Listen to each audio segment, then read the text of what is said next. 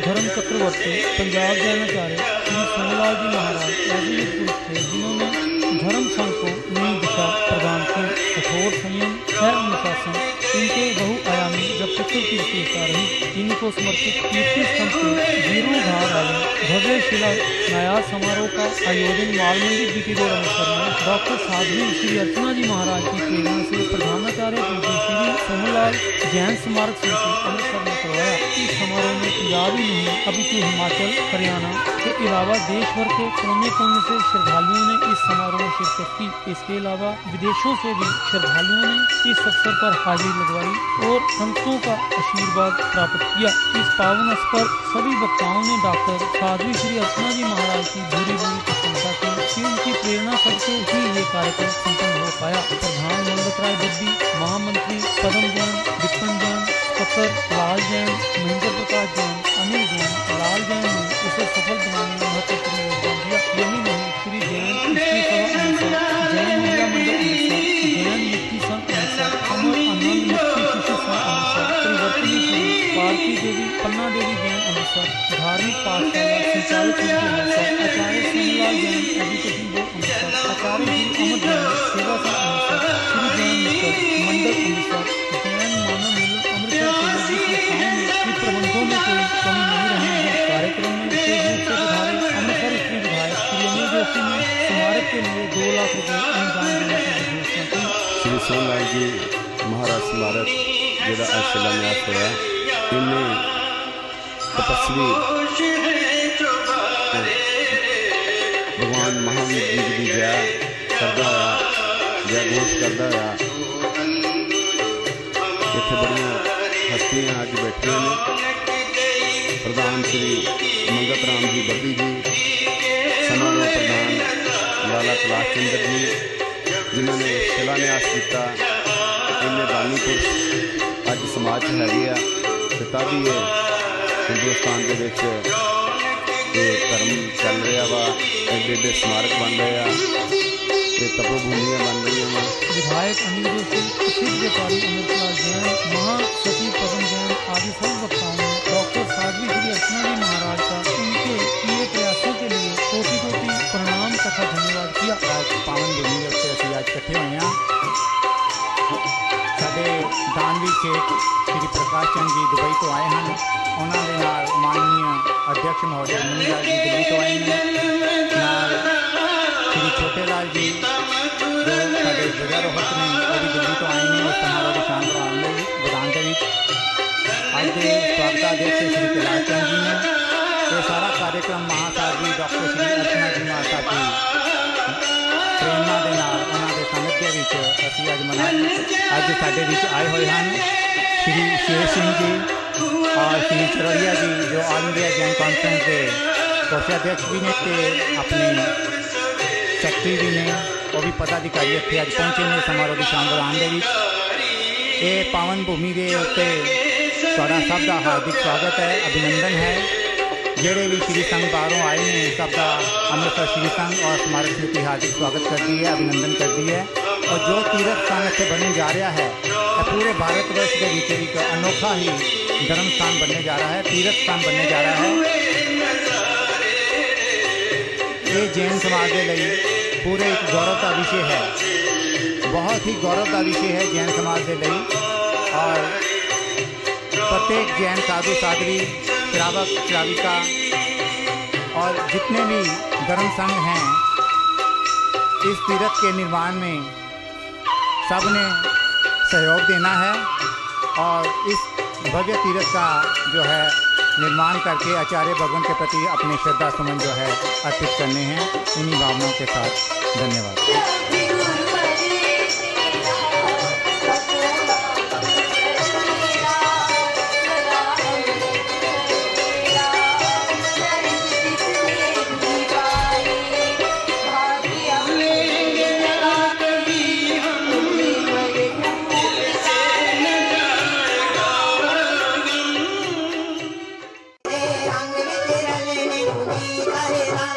नाम तेरे रंग में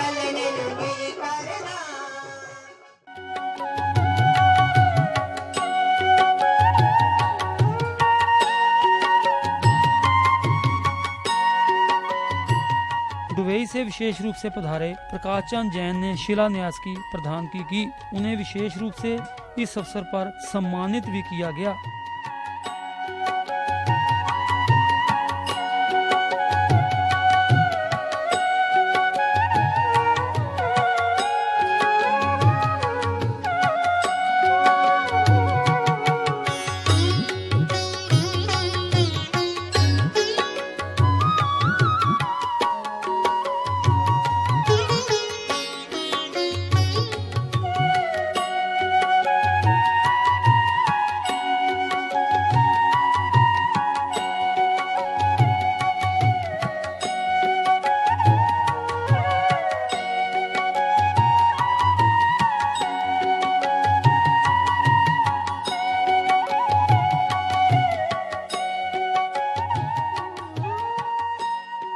उनके द्वारा की गई जैन समाज के प्रति सेवाओं को डॉक्टर साध्वी अर्चना जी महाराज ने भी प्रशंसा की। स्वागत अध्यक्ष कैलाश चंद्र जैन आदि ने आए हुए मेहमानों का स्वागत पूरी धार्मिक रीति के अनुसार तिलक लगाकर किया।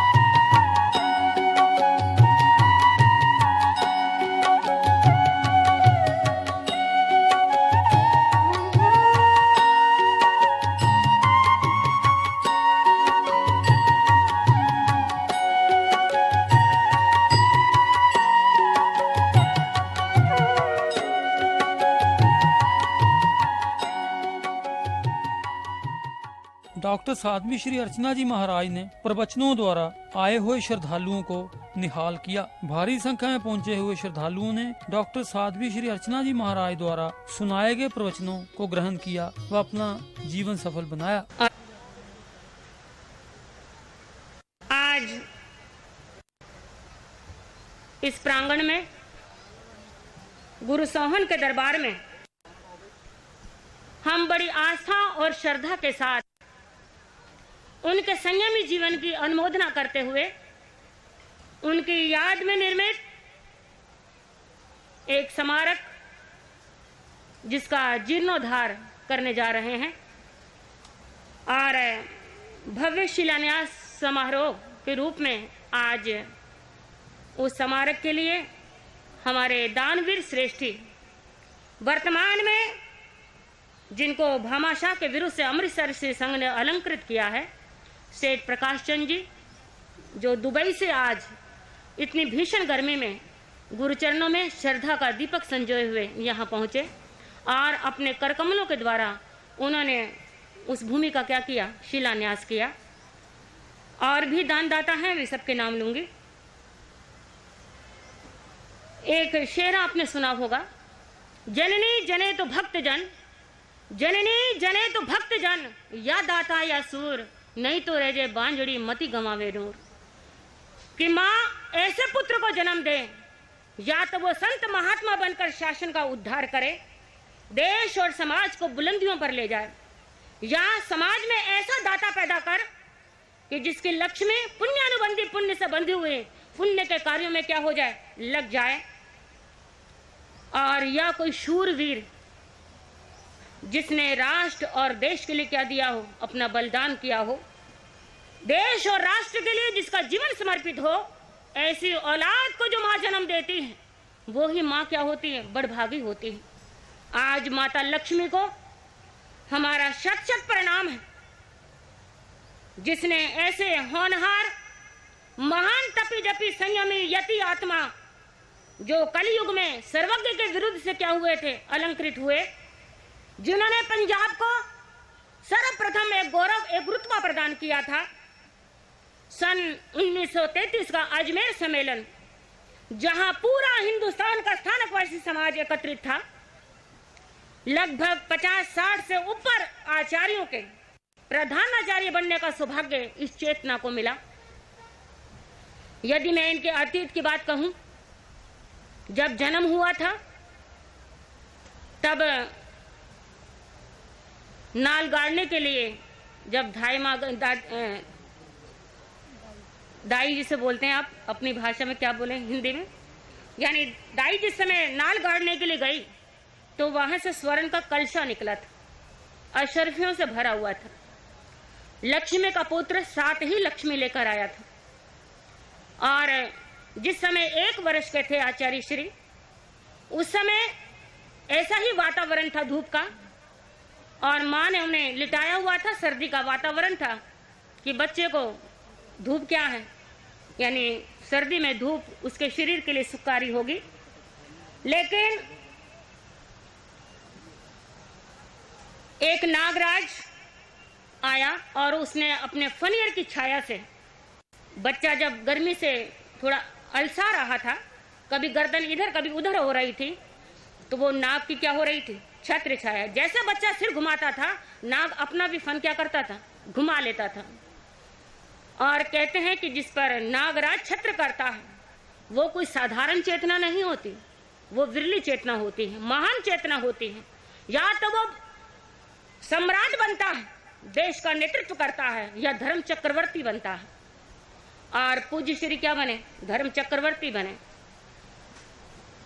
तरुण अवस्था में सराफी का धंधा छोड़कर, भौतिक संपदा को ठुकराकर साधना के पथ पर बढ़े, और इसी अमृतसर की धरती में अपने 4 मित्रों के साथ आचार्य पूज्य श्री अमर सिंह जी महाराज के चरणों में और गुरुदेव श्री धर्मीचंद जी महाराज के चरणों में उन्होंने दीक्षा को क्या किया, अंगीकार किया। ये अमृतसर की धरती उनके जीवन की क्या रही है, नींव रही है। इसी धरती पर उनका विद्या का विकास हुआ, श्रुत और शील की आराधना इसी धरती पर हुई, और पूरे हिंदुस्तान को अपने संयम की सुवास से, अपनी मर्यादाओं की ज्योति से प्रज्वलित करके अंतिम समय 30 वर्ष का दीर्घ समय भी कहां गुजारा, इसी अमृतसर की धरती पर। और उनके बारे में आप सुन रहे थे, वो सफल संयम ही नहीं, उनके जीवन में अप्रमत्त साधना थी। कहीं पर भी आलस्य और प्रमाद नाम की कोई चीज नहीं थी। अपनी साधना के प्रति हमेशा क्या रहे, सजग रहे, मर्यादाओं के प्रति हमेशा समर्पित रहे। कठोर संयम की प्रतिपालना आचार्य देव ने अपने जीवन में की। ध्यान और स्वाध्याय उनके जीवन के पर्याय थे। एक क्षण भी किसी गृह से बात करने का उनके पास समय नहीं था। वो हमेशा अपनी साधना में क्या रहते थे, निमग्न रहते थे। 22 वर्ष तक बेले बेले यानी 2 दिन उपवास और 1 दिन क्या किया, भोजन किया। और ये मालूम है कि जैन साधु रात्रि में ना भोजन करता है ना पानी का सेवन करता है, और दिन में भी उनकी मर्यादा थी, यानी 2 दिन 2 रात यानी 3 रात बीत गई, और उसके बाद थोड़ा सा अल्प आहार तीसरे दिन वो ग्रहण करते थे। 22 साल तक ऐसी कठोर चर्या में उन्होंने अपने जीवन को क्या किया, निमग्न किया। छोटेलाल जैन ने झंडा फहराने की असमता की। दिल्ली वाले मुनीलाल जैन ने कार्यक्रम की अध्यक्षता की। ये वह पावन स्थल है, यहाँ पर आकर श्रद्धालुओं को शांति मिलती है, उन्हें पूर्ण सुकून मिलता है। इस पावन स्थल के बारे में संक्षिप्त जानकारी इस प्रकार है। 19वीं तथा 20वीं शताब्दी के युग पुरुष श्री सोहनलाल जी महाराज ने धर्म संघ को नई दिशा प्रदान की। कठोर संयम, स्व अनुशासन उनके बहुआयामी व्यक्तित्व की विशेषता रही। 1933 में बृहद साधु सम्मेलन अजमेर में इन्हीं की प्रेरणा से हुआ था। 7 जुलाई 1935 को अमृतसर में इनका महाप्रयाण हो गया। इनके जीवन दर्शन को जन जन तक पहुंचाने के लिए इन्हीं के शिष्य संयम सुमेरु, भारत केसरी आचार्य प्रवर पूज्य श्री कांशी राम जी महाराज द्वारा आचार्य सोहनलाल जैन धर्म स्मारक समिति गुरु बाजार का गठन किया गया। महाशिला अभिलेख स्मारक का निर्माण भी किया गया। 1968 में जब इस स्मारक को गिराने की कोशिश की गई तो उस समय एक अद्भुत नजारा देखने को मिला। मजदूर बेहोश हो गए तथा स्थल से आग की चिंगारियां निकलने लगी। 1997 में पंजाब सिंघनी डॉक्टर अर्चना जी महाराज का अपनी शिष्य मंडली सहित अमृतसर पधारना हुआ। साधवी जी की प्रेरणा तथा उनके निरंतर अथक प्रयासों के चलते इस पावन स्थल का जीर्णोद्धार किया गया। इस स्थान पर आकर असीम शांति का आभास होता है। चिलचिलाती गर्मी में भी इस स्थल पर शीतलता बनी रहती है। यहाँ की परिक्रमा भूमि पर कदम रखा जाए तो गर्मी के मौसम में भी धरती ठंडी रहती है। ये वो पावन स्थल है, यहाँ पर आकर सभी मनोकामनाएं पूर्ण होती है। देश ही नहीं विदेशों से भी आकर साइंसदानों ने, वैज्ञानिकों ने इस स्थल पर आकर अपना अभ्यास किया और प्रैक्टिकल किया, लेकिन उन्हें इस शीतल पावन स्थल के बारे में अभी तक वो कुछ भी कह नहीं पाए। डिस्कवरी चैनल और दूरदर्शन के डीडी पंजाबी चैनल पर भी इस पावन स्थल का बखान कई बार हो चुका है।